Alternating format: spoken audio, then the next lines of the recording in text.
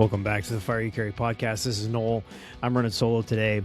I've got something that I have been meaning to do an episode about for quite a while and just haven't made the time to do it. But today is the day.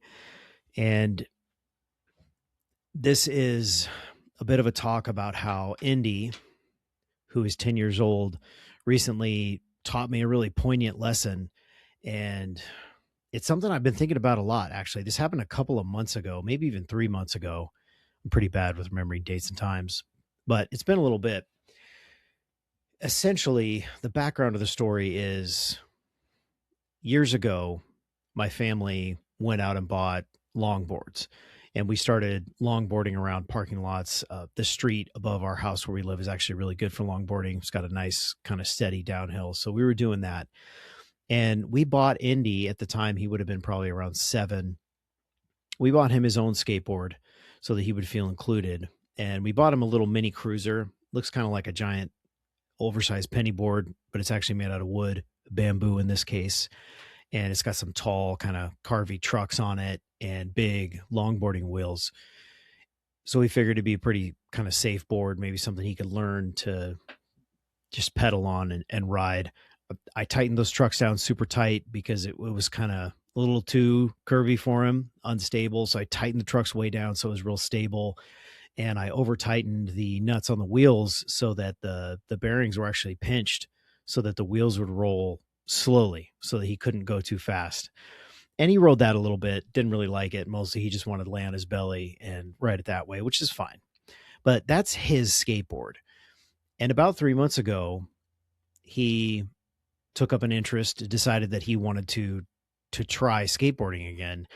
And so was trying to ride the skateboard in the front yard. Our asphalt in our actual front yard is terrible. And so we took him to a skate park down in town, not up on the mountain. And we got to this skate park, his first ever experience going to a skate park. And we showed up there and he's got his board, which it's not a traditional popsicle skateboard. It doesn't belong on the skate park. Not really. And that's his board. And he's wearing a helmet that is his mom's. It belongs to his mom. So it's a white helmet. It has a flower sticker on the side of it. It's his mom's helmet. And that's his gear. That's what he shows up in.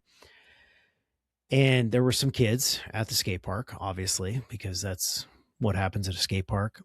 And he was a little bit hesitant at first, but we walked out there and he got on his board and immediately started riding and had a great time. He wasn't held back at all by the fact that he really didn't have the right gear. He just went for it. He just wanted to skate. I remember I didn't start skating until I was quite a bit older than him. I think I probably picked it up when I was around 15, maybe 14.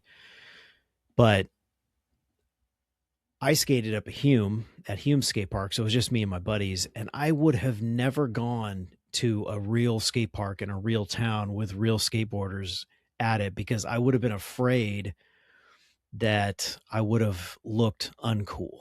I would have been the kid that didn't fit in because A, I was terrible. And B, my gear wasn't the best. I didn't have the best skateboard. I had, budget shoes, whatever. I was wearing a helmet, right? Because my parents at that time would have quote unquote made me wear a helmet, and the other kids at the park are not wearing helmets back then or now. And I wouldn't have done it. I just wouldn't have done what Indy did at 10. He was not worried at all about looking the part or about his gear. He was just there to be there, to skate, to enjoy the experience. And the lesson for me so poignantly in that moment, and really honestly something that I've thought about since, because since that time we've probably gone to, I don't know, we've probably visited 15 other different skate parks in the Southern California area and have probably gone and done that, I don't know, 40 or 50 times. And he's not concerned at all about any of that stuff. He's just there for the skateboarding and also the scooter. He likes the Razor scooter as well, but he's still wearing his mom's helmet, doesn't care at all. He's just there for the fun. He's just there to play. And I think for me, it was a good realization that all too often for me, my ego is is a barrier to entry into something that I could really enjoy, that I could have a good time doing. But I'm concerned that I'm not fit enough, right? Think the Fire Up program or other things that you might go sign up for. I'm not ready for that. I got to get prepared. Or think skateboarding, mountain biking, any other thing like that, where there's people who are doing it, who know what they're doing, who have all the proper gear. And I would let that, if left to my own devices, be something that would keep me from doing it. And watching Indy and his example was just super encouraging. It was really encouraging to me. And just again, a reminder that if there's something to do that's fun that you want to do, it doesn't matter what your gear is. It doesn't matter if you're good at it or not. It's an activity. It's fun. It's skateboarding. Yeah, we're not going to be the best skateboarders at the park. So what? Who cares? We're not going to have the perfect gear or the best gear. Doesn't matter. Does your skateboard roll down the ramp? Yeah, it does. And that's all you need, turns out.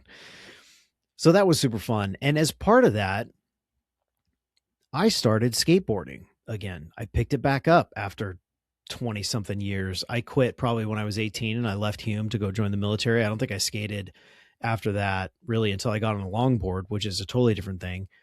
But I also bought a small cruiser board. It's a land yacht tugboat. I love it. It's super fun to ride on in parking lots, parking garages, like smooth concrete, downhill stuff. It's really fun. I had to upgrade the wheels because the wheels it had on it were just like these gigantor longboard wheels that were not conducive to riding in a skate park. But for a while, I was riding it in the skate park with those giant wheels. And I had the courage to do that and to look like the goon with the weird board because Indy didn't care. And I thought, if Indy doesn't care, I don't care. It was really eye-opening for me and allowed me to get out there with what I had, because I wasn't about to go out and invest money in a brand new board just so that I could look the part, because Indy was out there doing his thing on his board. Since then, for Christmas, Indy did get an actual great skateboard, standard popsicle shape and proper wheels and trucks for a park. So he's riding that now, but I'm still on the cruiser. Although I did, like I said, I upgraded the wheels. I got some more reasonable wheels, but it's still the cruiser with the cruiser trucks and really bigger wheels even than I should have on it, but better than what I had. And he gave me that motivation to pick it back up. And of course, I wanted to pick it back up as well because I couldn't picture myself being dad on the sidelines just watching Indy skate. He wants to be there. He wants to skate. And inside, I couldn't imagine just sitting and watching. Like, I need to go out there with him. I haven't skated in 20 years, but I know a little bit. I have some muscle memory there, I thought, and I could show him a couple of things. And I have been able to. I was never good. I was never a good skateboarder. I really enjoyed it, but I never got good at it. I didn't invest enough time into it. But I've been able to pass on some lessons and to teach him stuff. And it's interesting, the dynamic there, because he's wildly impressed with anything that I can do, because just by nature of the fact that I used to skate, I am better than him, right? He's 10 years old. So I'm able to show him some things and he loves that. And he's also been able to see, I think, a cool, he hasn't vocalized this, but I feel like he's been able to see a good lesson from me in that I'm 42, almost 43 years old, and the concrete, it doesn't care how old I am. And the skate park, the ramps, they don't care. I fall down. And I've had a couple of pretty legit crashes, falls on my board. And to be able to demonstrate to him how when we fall down, we get up, we get back up, we walk it off. And in my mind, in my opinion, the most important thing in that kind of scenario after you crash is you get back up, you walk that off, which sometimes a couple of these times has taken me a little bit of time to walk that off. In fact, right now, my knee, my right knee is swollen and it hurts sitting here because I dropped in on a quarter pipe that was about 6 feet tall and I went into the concrete, not quite face first, knee first, and then elbow, and kind of then the side of my body. But I bruised my knee pretty bad, and my right arm is all bruised up. My wife is concerned. She wants me to gate it down. She's probably right. I can't get injured off work. That would be a tragedy. I'm the only person making money in the house for the family, so I can't hurt myself and not be able to work. But I am having that opportunity to show Indy it's okay to fall. And when you do fall, you got to get back up. And guess what? You actually need to go do that thing that you just fell. You got to go conquer it again. And that has been fun.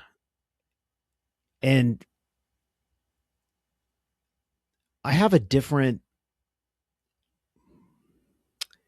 I don't know, we'll call it a mental governor now than I did when I was younger skateboarding, and certainly than Indy does.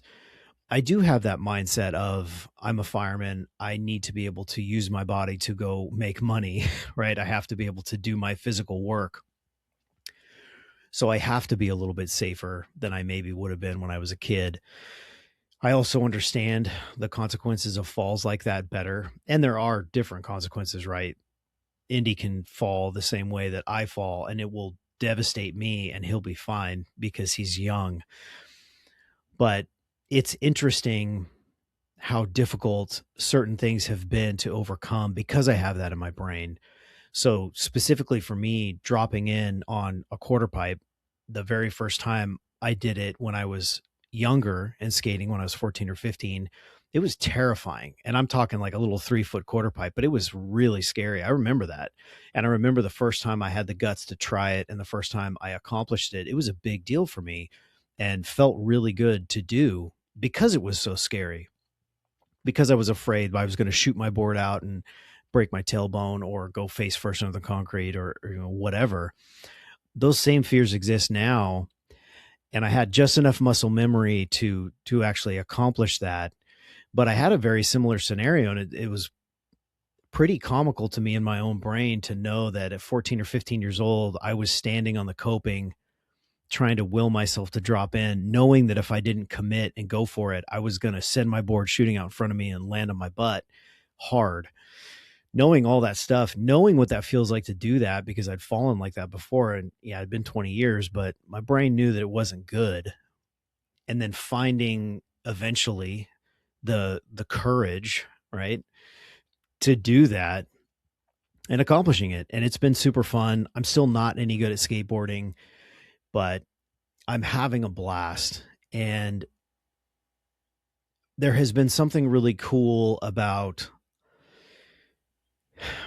just the shared vulnerability of Indy leading the way and showing me that it was okay to go skate with goon gear and not worrying about the fact that he's a beginner. And now we're both out there being beginners together, and he's still got mom's helmet. I'm still riding the board that doesn't belong on the skate park, but we're having a great time. He has led the way by getting us out there. I'm trying to lead the way by teaching him a few things and by showing him that it's okay to fall down, and that when you fall down, you jump back up and you get back after it. And that has been super fun. As I think about the reality of getting back into skateboarding at 42, almost 43 years old, the question outside of the obvious benefits to the relationship between Indy and I and that whole thing, but the question becomes why? Why would you do that? Why would you skateboard? Because it is inherently dangerous, and it brings no discernible value to my life. I'm not going to go become a top skateboarder winning competitions. I'm not going to get a sponsorship. I'm not going to do any of those things. So why skate?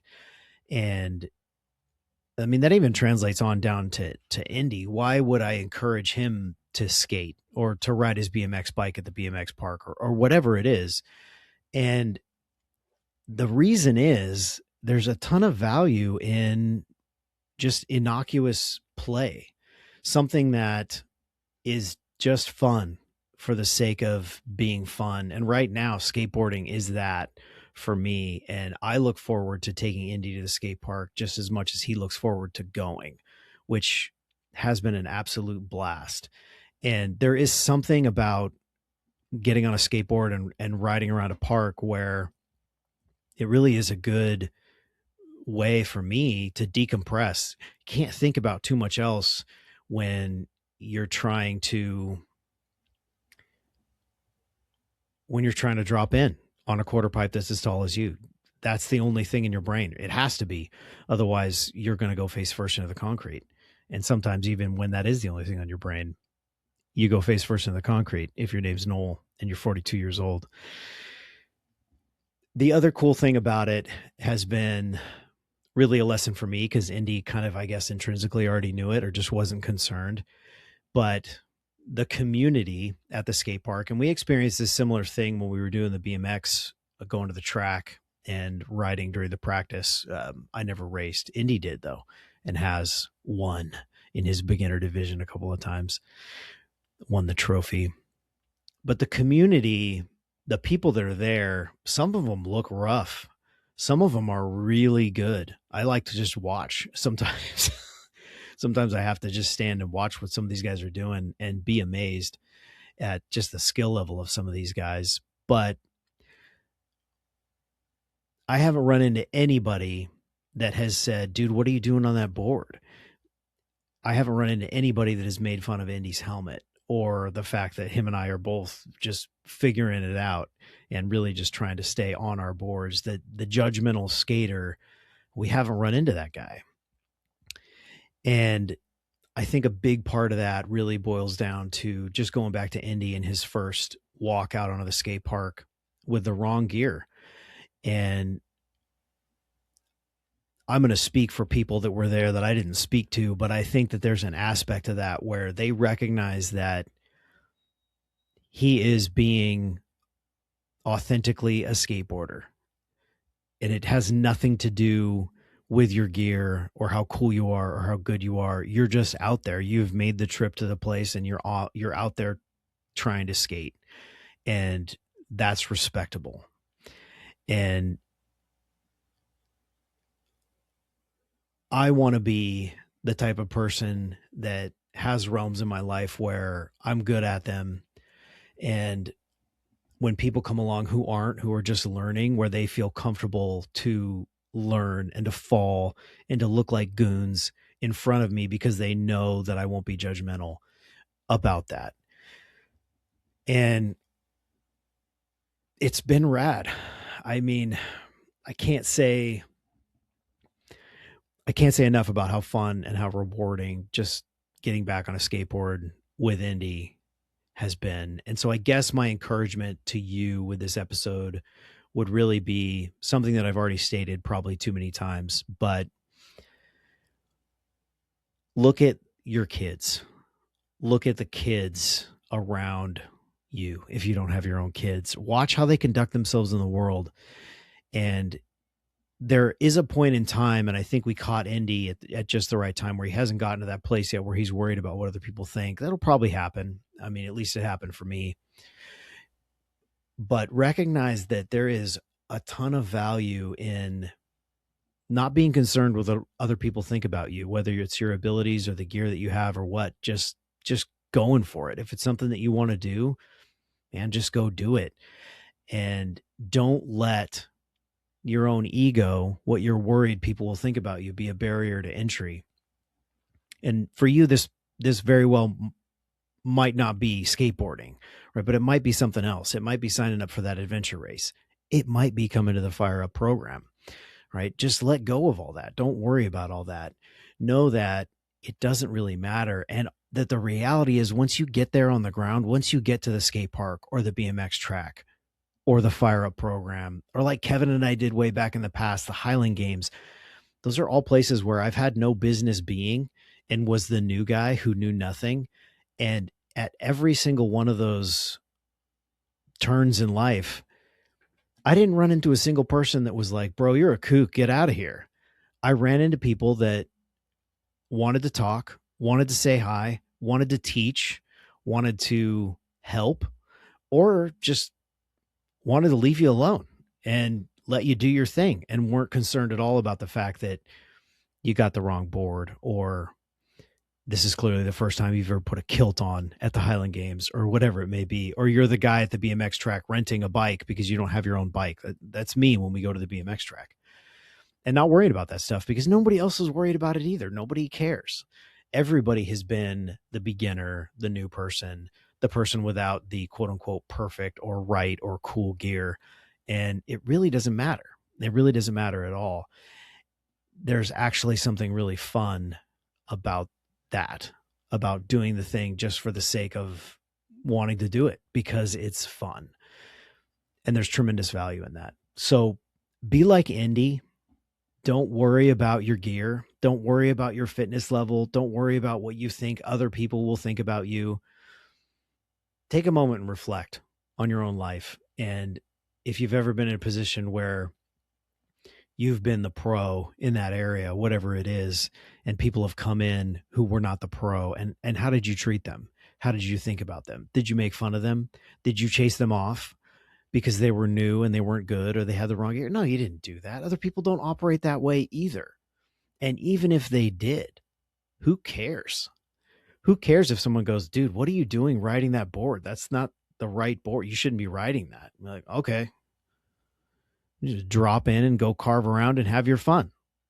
I don't care what you think. I'm not spending money on a skateboard right now, and this is the board that I have. So this is a board I'm going to ride. I have said enough about this.